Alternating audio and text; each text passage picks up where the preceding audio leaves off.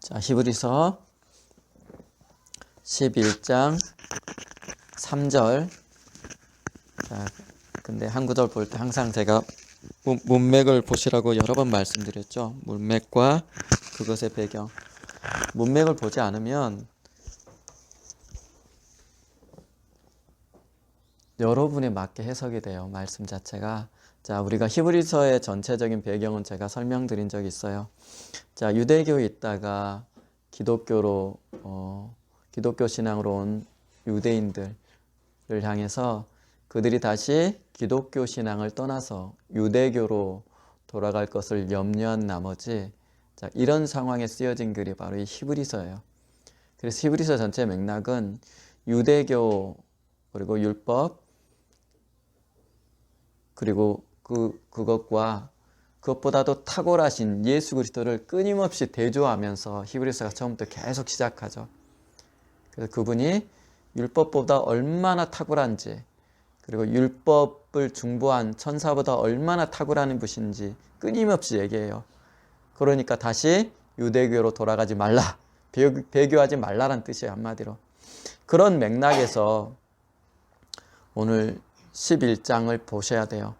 그래서 11장 바로 이 문맥을 보면 10장 36절 한번 보세요. 너희에게 인내가 필요함은, 자, 인내하란 얘기예요. 그러니까 배교하지 말고 너희 하나님의 뜻을 행한 후에 약속하신 것을 받기 위함이라 라고 하면서 격려하죠. 그러면서 39절, 우리는 뒤로 물러가 멸망할 자가 아니요. 뭔 얘기예요? 배교하지 말라는 뜻이에요. 자, 신앙에서 홀로 떠내려가지 말라라는 얘기 히브리서 전반부에 계속 나오죠. 오직 영혼을 구원함에 이르는 믿음을 가진 자니라 하면서 오늘 11장이 나와요. 그리고 11장의 전체 맥락은 구약의 믿음의 조상들이죠.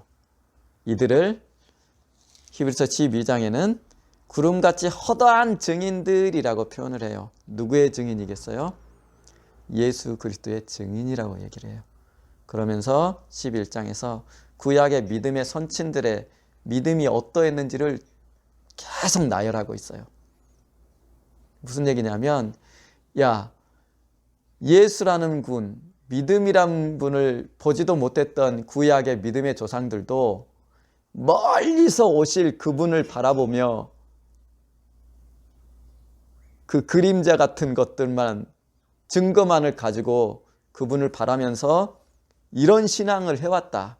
그러니 너희도 12장 믿음의 주요 온전케 하신 예수를 바라보고 그렇게 신앙하라 라는 얘기를 하려고 지금 11장을 얘기하는 것이에요. 그러면서 믿음은 바라는 것들의 실상이요 보이지 않는 것들의 증거다 라는 얘기를 해요. 이 구절을 많은 사람들이 내가 원하는 것을 구하면 하나님께서 바라는 것들을 실현시켜 주신다, 이렇게 해석하려고 하죠. 근데 문맥을 보면 그런 의미가 아니고, 자, 구약의 조상들이 어떻게 신앙했어? 그들의 믿음이 바랬던 그 실상을 바라보고, 그 실상이 누구예요? 그렇죠. 그들은 예수를 본 적도 없고 들은 적도 없어요. 그렇죠. 자, 먼 훗날 예수께서 오신다는 그 약속만을 가지고도 그렇게 신앙했다, 이런 맥락으로 1장을 보셔야 돼요. 그러니 믿음은 바라는 것들이 실상이다. 그들이 바랬던 것이 뭐예요? 실상이란 말이 예수예요. 예수를, 먼 훗날 오실 예수를 바라고도 그들이 그렇게 신앙해서 뭘 가지고? 보이지 않는 것들의 증거만을 가지고도. 그러면서 그들의 신앙에서 어떤 증거들을 얻었는지 하면서 쭉 증거들을 나열하죠. 그죠? 자, 바다를 가리기도 하고 뭐 막 쭉 얘기 나오죠. 그런 것들이 하나님 먼 훗날 오실 예수 그리스도에 대한 약속 증거들이거든요. 그런 것들만 가지고도 그렇게 신앙했으니 너희도 예수를 바라보고 이 믿음의 경주를 하란 얘기예요. 자, 이런 맥락에서 1절을 해석하는 거예요. 그래서 실상은 예수 그리스도라는 말이에요. 여기서 말하는 실상은 내가 원하는 것을 하나님이 실현시켜 준다, 그런 의미가 아니에요, 문맥이. 자, 그러면서 선진들이 이로써 증거를 얻었느니라 하면서 3절 말씀이 나와요. 믿음으로 모든 세계가 하나님의 말씀으로 지어진 줄 아나니. 누구를 향한 믿음이요? 예수 그리스도. 먼 훗날 보이는 예수 그리스도. 자, 믿음으로 모든 세계가 하나님의 말씀으로 지어진 줄 우리가 아나니, 이게 오늘 본문 말씀이에요. 자, 모든 세계는 하나님의 말씀으로 지어졌다. 자, 히브리서 3장인가요? 그 얘기도 나오죠. 자, 1장에 나오는군요. 히브리서 1장에 그 말씀이 만물을 붙들고 계신다라는 표현도 나오죠. 자, 이런 걸 같이 생각해 보면서 읽어보세요. 믿음으로 모든 세계가 하나님의 말씀으로 지어진 줄 아나니, 우리가 아나니 보이는 것은 나타난 것으로 말미암아 된 것이 아니니라. 무척 어려운 말이죠. 보이는 것. 자, 1절에 보면 보이지 않는 것이라는 말 나오죠. 그럼 여기서 보이는 것은 뭐겠어요?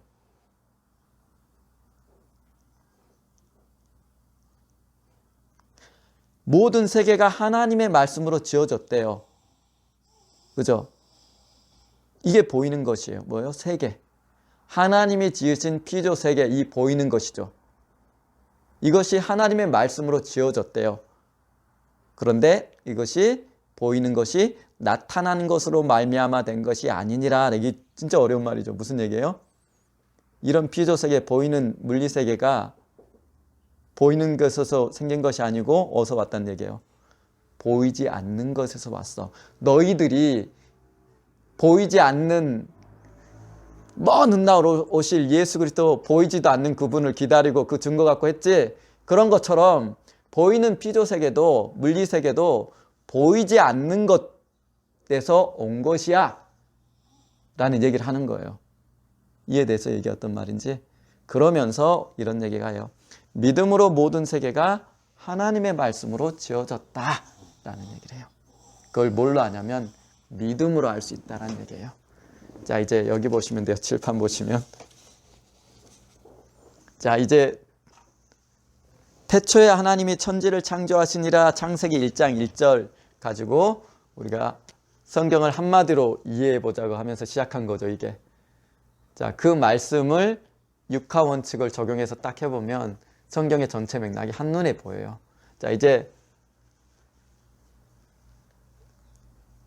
4개는 했네요. 그죠? 자, 누가 지으셨어요?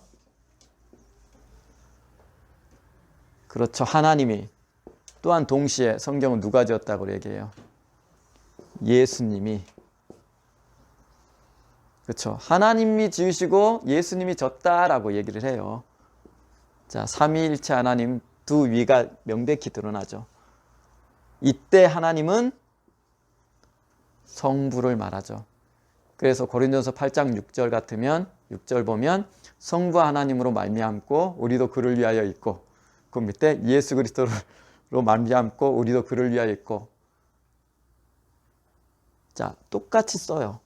요때 하나님이란 말은 성부 하나님이란 뜻이죠. 그러면서 지난주에 하나님이란 말의 용례를 제가 3가지로 설명드렸죠. 자, 창조주 절대자를 일컫는 대명사로서의 하나님, 그리고 예수님께서 주로 아버지라고 부를 때, 하나님이라고 지칭할 때 쓰는 하나님, 이때는 항상 성부란 말이 생략됐겠죠, 앞에.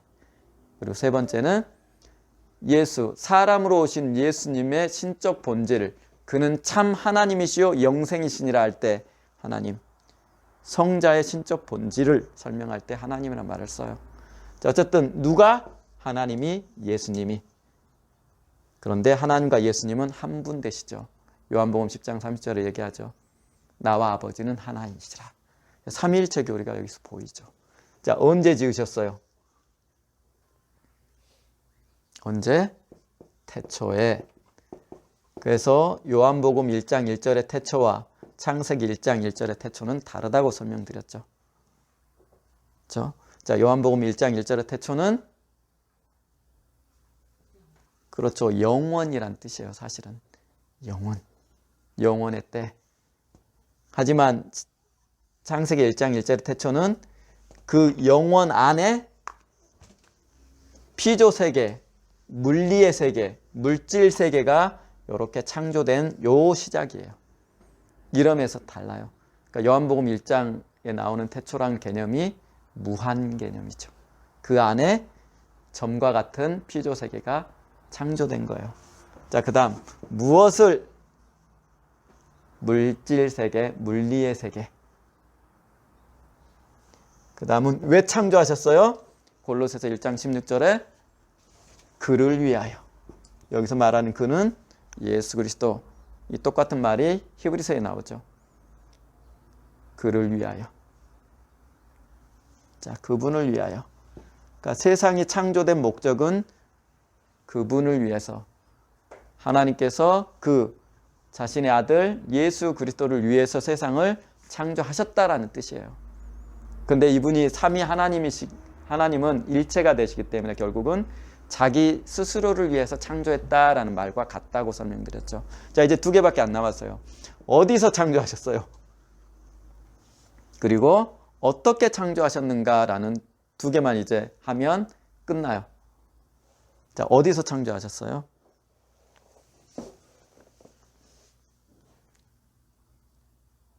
어디서? 자, 육하원칙에서 이 말은 장소를 뜻하죠. 그죠? 하나님은 장소가 있어요, 없어요? 왜 하나님은 장소가 없어요?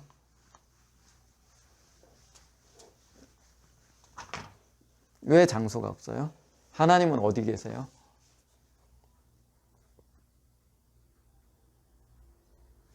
장소란 말은 자, 시간과 함께 공간이 합해진 시공간의 개념이죠.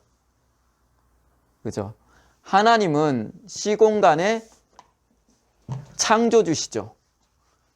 그러니 시공간의 밖에 계신 분이에요. 그래서 성경이 그분이 창조하신 것 밖에 계신 것이 마땅하다라는 말 나오죠. 자, 시공간의 물질세계, 피조세계예요, 이게. 자, 이 동그라미가 여기에만 시공간이 존재해요. 그렇죠? 장소라는 개념도 여기서만 존재하는 개념이에요. 자, 이 시공간의 밖에 계시죠, 하나님은. 자, 이 동그라미, 큰 동그라미. 자, 이것을 뭐라고 불러요? 영원이라고 불러요, 우리가. 그러니까 영원이란 말은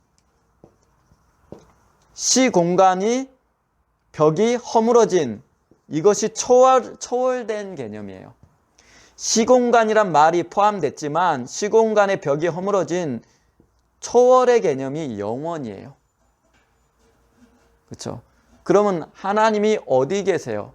어디서 창조하셨어요? 라고 묻는다면 여기 이 시공간의 이 물리의 세계 장소가 아니고 어디라고 표현한 게 좋아요? 영원에서 라고 표현한 게 좋아요. 영원이란 말이 이 개념이 들어있어요. 그런데 그 영혼을 초월해 계신 분이 하나님이시기 때문에 하나님이 어디서 창조하셨어요? 이 피조세계를 영원에서 이렇게 표현했어요. 그러니까 영원이란 개념이 굉장히 무한의 개념이죠. 시공간을 포함하되 동시에 그것을 초월한 개념. 그래서 이 영혼은 누구에게만 쓸 수 있어요? 하나님에게만 쓸 수 있어요. 하나님과 피조세계를 구별할 수 있는 여러 가지 말이 있는데 그 중에 하나가 영원이에요. 세상에 영원한 게 있어요? 자, 영원이란 말이 무슨 뜻이에요? 제가 성경적으로 가장 영원이란 말을 쓸 수 있는 거. 히브리서 7장에 보면 구약의 멜기세덱의 이야기가 나와요. 멜기세덱을 예수 그리스도의 예표라고 설명하면서 히브리서 기자가 무슨 표현을 쓰냐면 시작한 날도 없고 생명의 끝도 없다라고 얘기를 해요.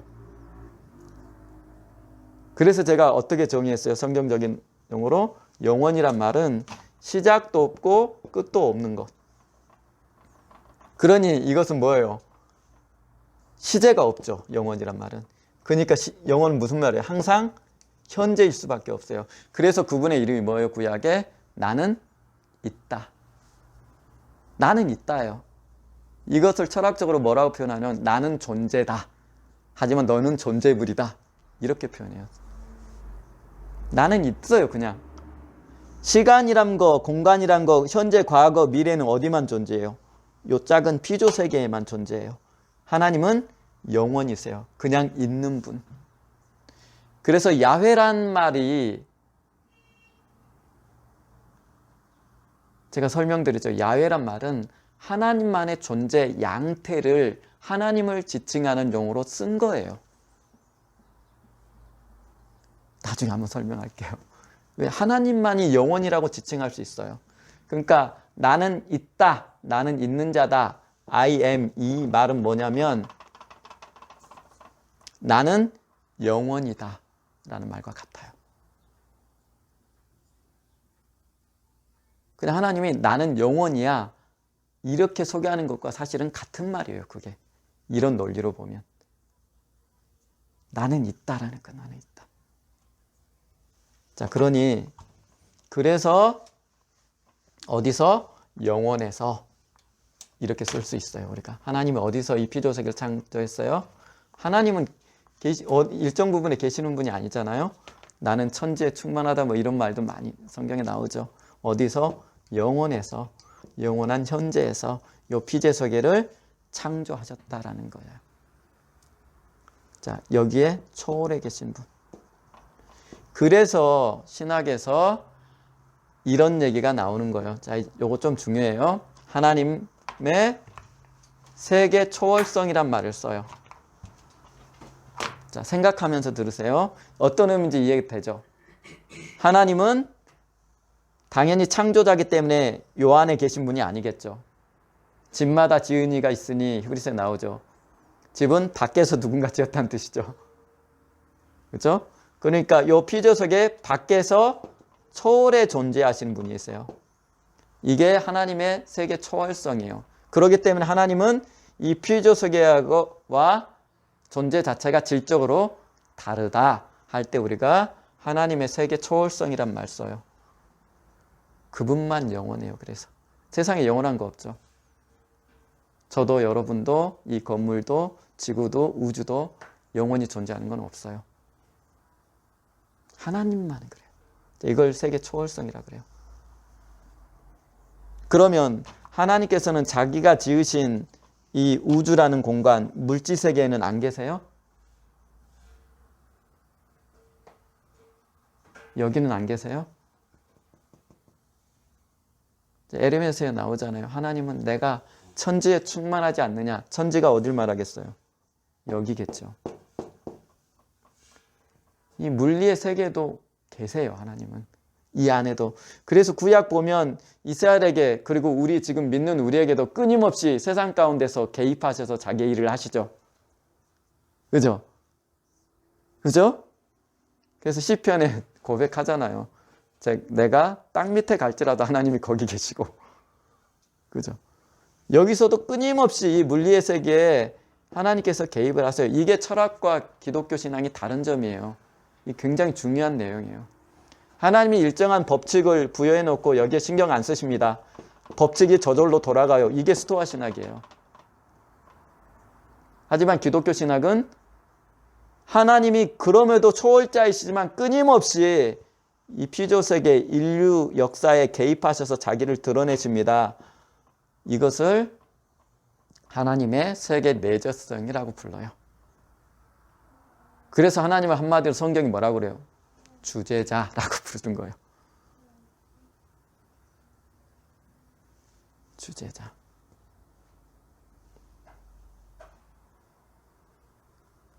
그리고 이렇게 하나님이 끊임없이 인류 역사의 세상에 이렇게 개입하시는 것, 이 부분을 기독교 신앙에서 하나님의 인격성이라고 불러요. 우리가 보통 하나님은 인격이십니다라고 우리가 기도할 때 이렇게 말을 하죠. 이것과 지금 신학에서 말하는 하나님의 인격성의 개념이 전혀 달라요.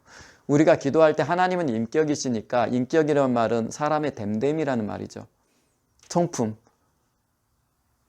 우리가 교제할 때 하나님은 인격자십니다 할 때는 그런 의미지만 신학에서 하나님의 인격성을 말할 때는 하나님께서 끊임없이 자기가 지으고 법칙을 부여한 이 세계에 개입하셔서 자기를 드러내시는 것, 이것을 인격성이라고 불러요. 신학에서는 좀 다르죠. 이게 철학과 다른 점이에요. 하나님이 끊임없이 자기를 드러내시고 인류 역사에 개입하시고 우리에게 말씀하시고 이런 것들. 자, 하나님의 초월성 그리고 하나님의 내재성. 그래서 우리가 이 피조세계에 있지만 하나님을 만나고 그분의 증거를 받고 오늘 거기처럼 끊임없이 그분과 교통할 수 있는 것이에요. 자, 어디서? 그러니까 영원이란 말이 개념이 어마어마한 말이죠, 보니까. 그래서 제가 어딘지 모르겠는데 영어 성경으로 구약을 쭉 읽다 보니까 내 이름은 영원이다 라고 번역한 부분이 나와요. 어딘지를 모르겠어요. 다시 읽어야 돼서. 나는 영원이다 라고 자기를 드러내시 번역된 부분이 나오더라고요. 맞아요. 하나님만이 이렇게 자기를 영원이다 라고 소개할 수가 있어요. 세상에 어떤 피조물도 영원히 존재하는 건 없거든요. 그러니까 이것도 하나님을 부르는 이름으로 쓸 수 있죠, 구약에서는. 자, 그러면 이제 여기까지 해결됐어요. 어디에서? 영원에서. 자, 그럼 이제 하나 남았어요. 어떻게?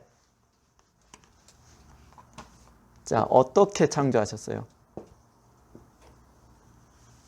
오늘 말씀에 나오죠. 믿음으로 우리가 온 세계가 천지가 하나님의 말씀으로 지어졌다라고 했죠. 창세기에 나오죠. 있으라 하심에 있었고, 하나님의 말씀은 그분의 입에서 발해진, 자, 그분을 입이라고 부른 것은 구약에 나오는 하나님을 의인화해서 비유적으로 표현하는 말들이죠. 자, 그분의 입에서 나오는 모든 말씀들은 토해지자마자 어떻게 돼요? 즉각 실현되죠. 그렇죠? 그러니까 지구야 있어야 그러면 있을 수 있어요. 지구야 사라지라 하면 사라져요. 이 말씀으로 지으셨대요. 그러면서 이전에 했던 걸 정리한 것뿐이에요. 사실은 일부분은. 자, 뭘로? 말씀으로. 그러면서 하나님의 말씀의 특징들, 본질들에 대해서 우리가 이미 나눈 적이 있어요. 하나님 말씀을 뭐예요? 예수님 말씀하시죠.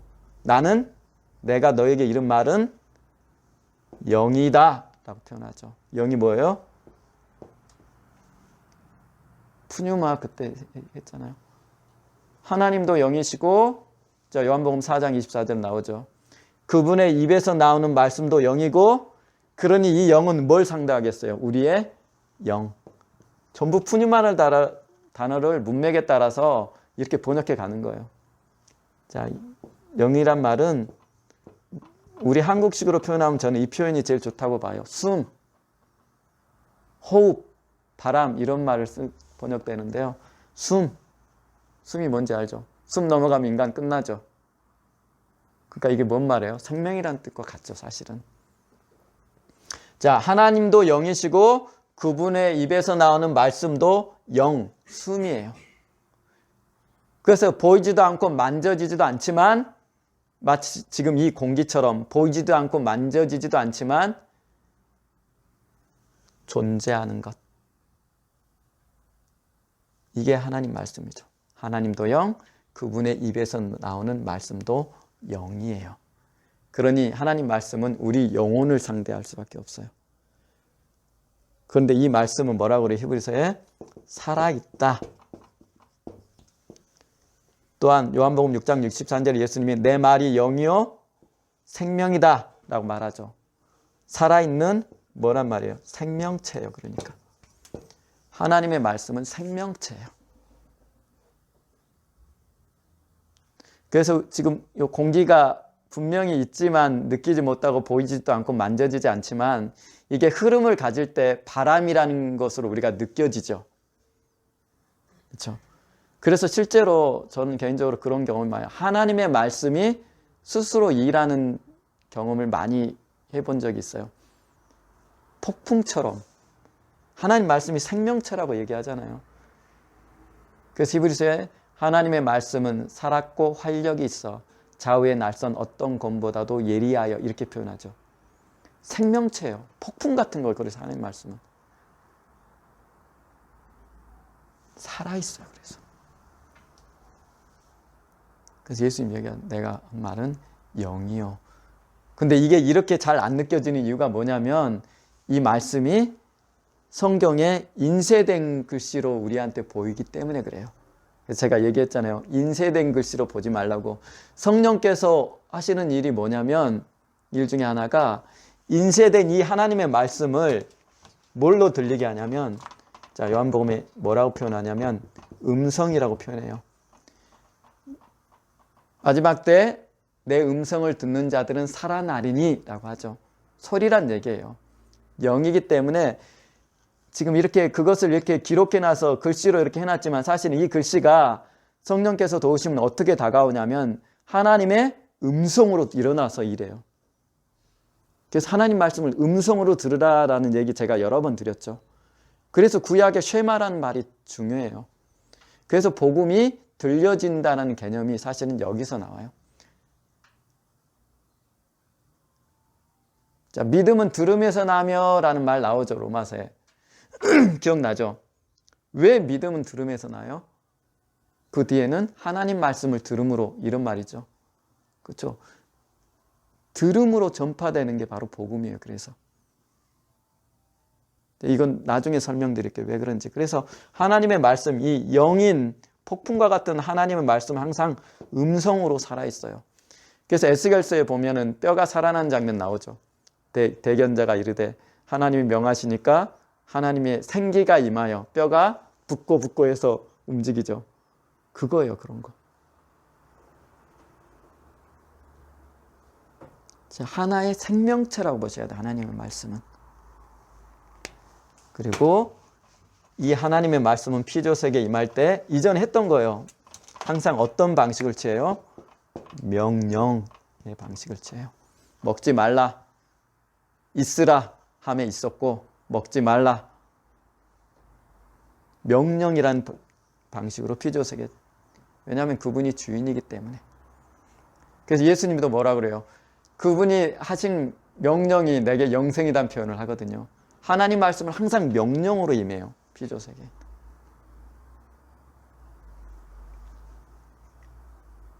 자, 그런데 더 중요한 게 나와요. 자, 요한복음 12장 보면, 그래서 저는 이 구절 때문에 많이 놀랬던 구절이에요. 이미 우리 나눈 바 있어요. 제가 하나 읽어드릴게요. 자, 나를 저버리고 내 말을 받지 아니하는 자를 심판할 이가 있으니.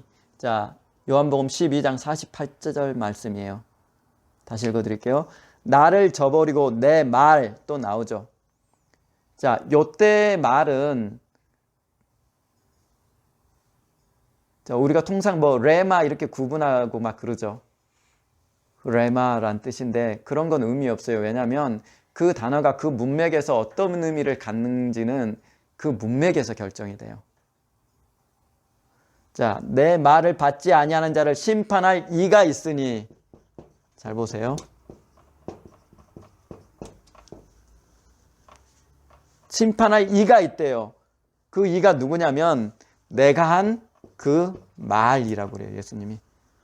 내 입에서 나오는 요 말이 너희를 심판하는데 그 말 자체를 예수님이 뭐라고 생각하시냐면 심판할 분이라고 표현을 해요. 분.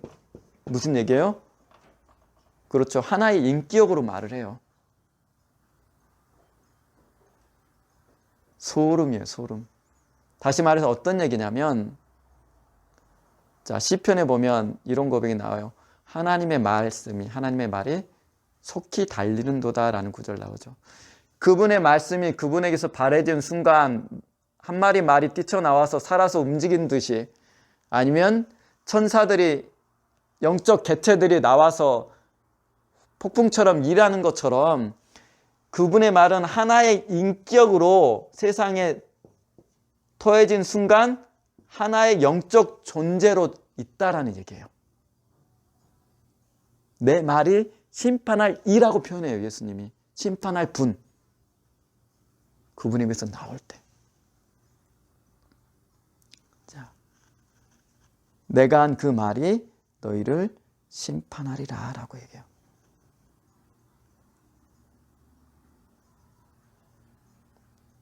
그러니 나중에 우리가 누구 앞에서요? 예수님 앞에 쓴다는 말은 그분이 이미 세상에 계실 때 토해놓은 말들 앞에 쓴다는 얘기예요. 그 말씀이, 그 말들이 우리의 심판장거예요. 하나하나, 한 인격으로서. 그러니 하나님이 영원하시니까 이 말씀의 성격은 어떻겠어요? 이 말씀도 영원해요. 그래서 마태복음 23장에 천지는 없어질지언정 내 말은 없어지지 않는다라는 얘기를 하시는 거예요. 그분이 영이기 때문에 그분의 말씀도 영적 존재고, 그러니 영적인 그 말씀이 세상이 사라져도 여전히 활동하고 존재해서 심판할 때 우리를 심판하는 거예요. 그러니까 우리는 심판을 그분의 말씀으로 받는 거예요. 그러면서 제가 그 얘기 드렸죠. 예수님의 말씀은 예수님 자신이고, 예수님의 이름, 예수라는 이름도 예수 자신이라고. 그래서 하나님의 말씀을 무시하면, 예수님의 말씀을 무시하면 우리는 예수를 무시하는 거예요. 그리고 그 무시한 말씀이 마지막 때 한 인격체, 생명체들로 전부 살아있어서 우리를 심판한다는 것이에요. 그래서 하나님 말씀 걸어다녀요, 실제로. 야생마처럼 그분의 입에서 쏟아져 나온 모든 한마디 한마디 말들은 야생마처럼, 폭풍처럼 살아있어서 움직이는 거예요, 전부가. 그래서 인쇄된 말씀으로 성경을 보면 안 돼요. 음성으로 보라는 거예요. 그래서 영적인 거예요. 굉장히 영적인 거예요. 그래서 가끔 저도 느끼는데, 이렇게 소모임에서 예배하거나 가끔 예배하면 말씀이 성경에서 일어서는다는 느낌이 들 때가 있어요. 말로는 설명을 못 하겠어요. 그러면서 그 사람을 고치거나 그런 경험들을 좀 많이 한 적이 있는데, 이게 하나님의 말씀이에요. 그러니 이 말씀이 천지를 창조할 때 뭐라고 해요? 하나님 창세기 1장에 뭐라고 해요? 빛이 있으라 하시면 있었고, 그냥 있는 거예요. 있게 되는 거예요. 그냥 나사로야 나오라라고 그분의 입에서 토해지면 그냥 실현되는 거예요.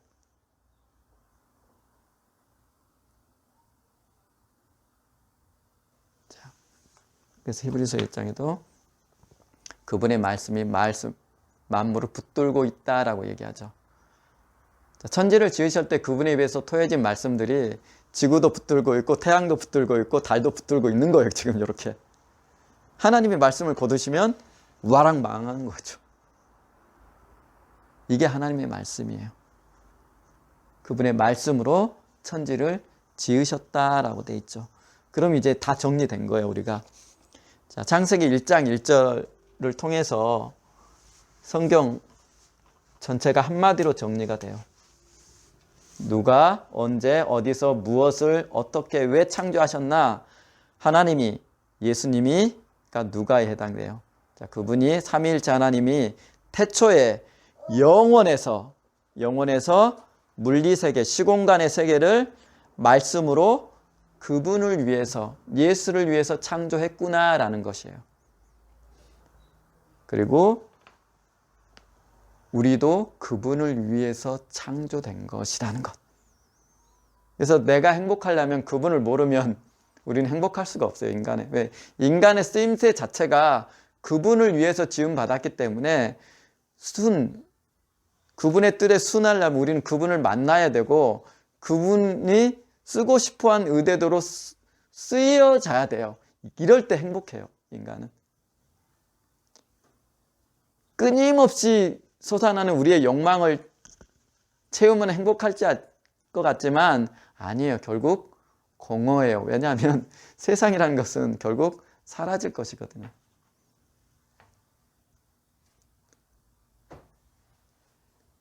그러면 이제 우리의 신앙의 고민이 나왔어요. 하나님, 그러면 그분을 위해서 내가 창조되었습니다. 그러면 내게 있는 하나님 뜻, 예수를 위해서 나를 어떻게 사용하실 건가요? 라고 그분의 뜻에 순응해 가는 거예요. 순종.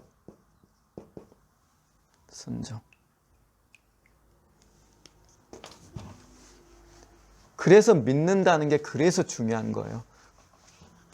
자, 믿음이 뭐라고 제가 정의 드렸죠? 조금만 나가볼게요, 여기까지. 믿음이 뭐예요?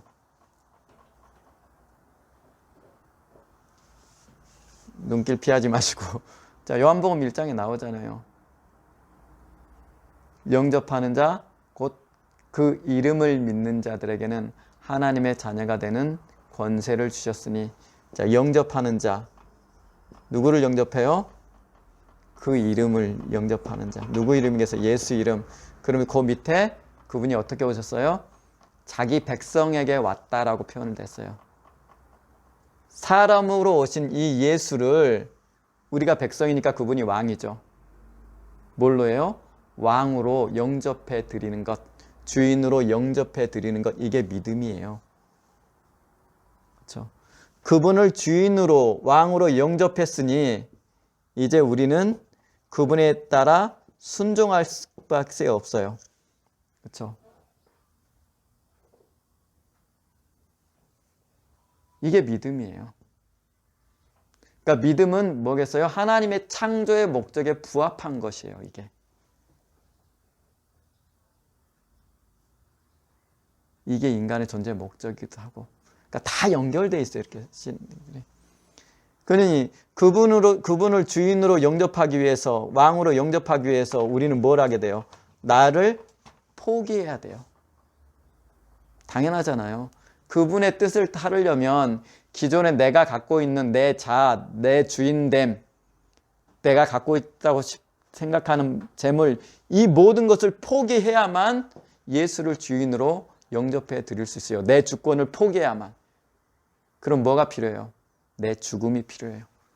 그래서 내 죽음이 경험되지 않으면 여러분들은 그리스도인이 아니란 얘기를 하는 거예요. 그리고 이 죽음은 일생 함께 해야 돼요. 그래서 결국은 내가 죽은 십자가를 경험해야 된다고 말씀드렸잖아요. 그래서 내 것이 포기되지 않으면 예수님의 주권을 결코 받아들이지 않아요. 설령 했다 그래도 다시 나를 주인으로 섬기고 싶어하는 우리의 욕망을 쫓아서 예수를 떠나게 돼 있어요. 우리의 쓰임새는 그를 위해서.